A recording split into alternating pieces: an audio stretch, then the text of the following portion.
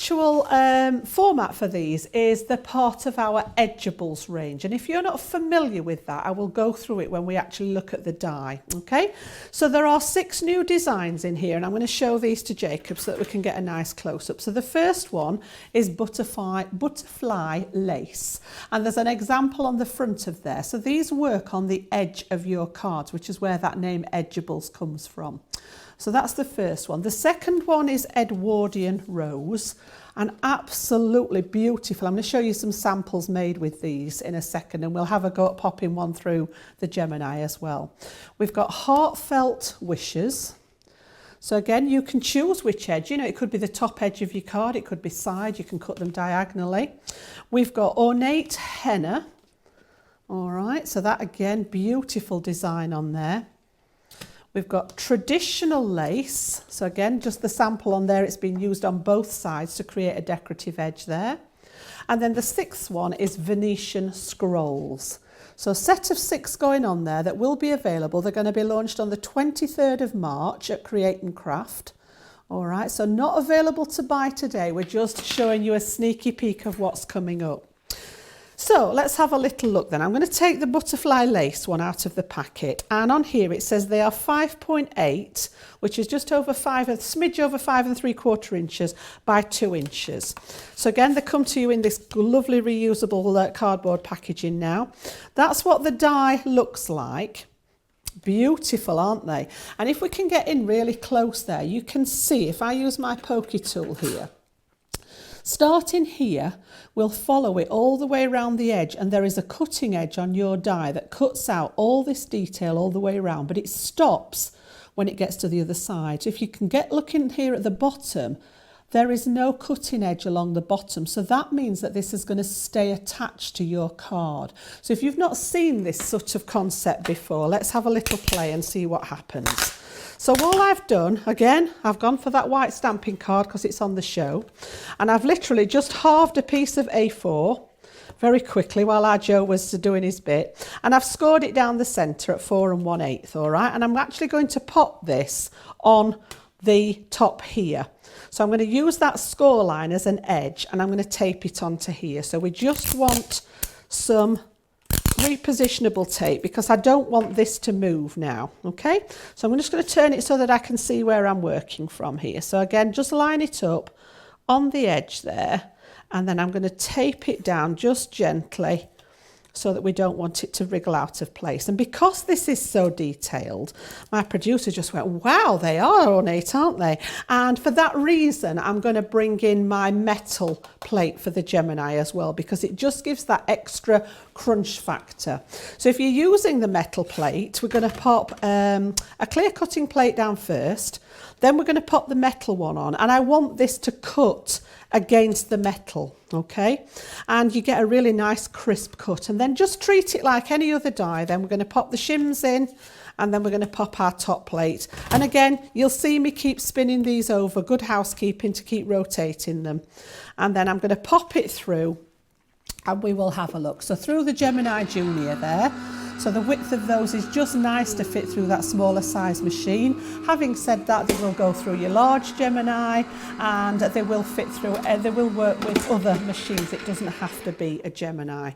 So now I want to have a look and see how it's behaved, all right? Because it's so detailed, that die, we need to see how it's behaved. So let's have a little look. We'll take those off and we'll have a look and see.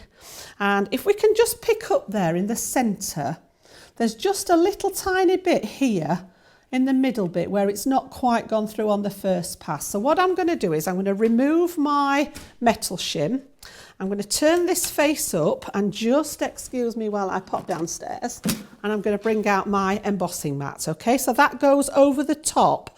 So the die's facing up this time. I'm going to pop that one on. I need to remember to take out my magnetic shim because I don't need that when I'm embossing. And then we're going to pop those back through. And that should just finish off that last little bit, and it'll give you that beautiful embossed detail on your die as well. So we'll just let that run through there. And then when we take that out, I'm going to have to nip downstairs again because I need my die brush, and it's down, I know where it is. So let's just have a little look and see how that's behaved this time. So take my layers off, Okay, but when I show you this time now compared to last time, look how crisp that cut is on there. Can you see that now? So it just finishes it off and then it embosses any details there are on the die. So I just need to reach down here and grab my die brush because that's one of the easiest ways to get these out. So first job is to take off that piece of tape and literally just peel that away. So that's finished with that piece. And then what I'm going to do is actually take my die brush to the top side of the die and just roll it across the top of your die. It makes confetti. And what it does is it helps to release your die. Okay, just take, oh, you put 2 pieces of tape on, didn't you, Jan? Wakey, wakey. I thought, why is it stuck at that side? And I was being very careful and made sure it was stuck down well on both sides. So let's just take the other piece of tape off and then it will release. That one's been stuck. Oh, here we go, look. Stop being stubborn. Just take that piece off. There we go. And then the die comes off, all right? And any little pieces that are left in here now, just going to, only just, my piece of cardstock could have done with being just a wee bit wider.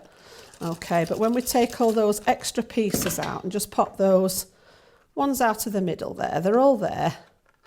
Just take your pokey tool to finish off those ones in the centre there. And the idea of this then is that it will pop up.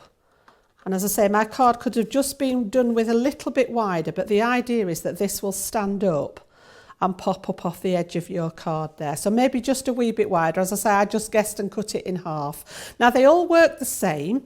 Now that could actually be one edge of your card. You could do it diagonally. You saw one of the pictures where there was a piece on each side as a decorative element. So let's just have a look at, I've got 1 or 2 samples just showing these in because they can do a much better job. The guys on the design team have had a chance to play with them, and I'm just going to pop these out and show you 1 or 2 of them. So this one is the ornate henna, but how lovely does that look? That's incorporated little stepper card, and we've got it on top of both of those sections, incorporated some of those inks in there as well. Okay, and then we have got one done again across the top. So how about having it as a double like that? Okay, all right, and then we've got the one that's down either side. So this one's been done as a topper and we've cut it at each side and then put some detail in the middle there. So that was all the ornate henna one. And then we've got that lovely traditional lace. So again, as a side piece on your card, it doesn't have to be a top, it's an edgeable. So your cards have lots of different edges. You can choose which edge you want to work with. Why not do a double? Okay, so again, it's been done on the back of the card and then it's been done on the front as well.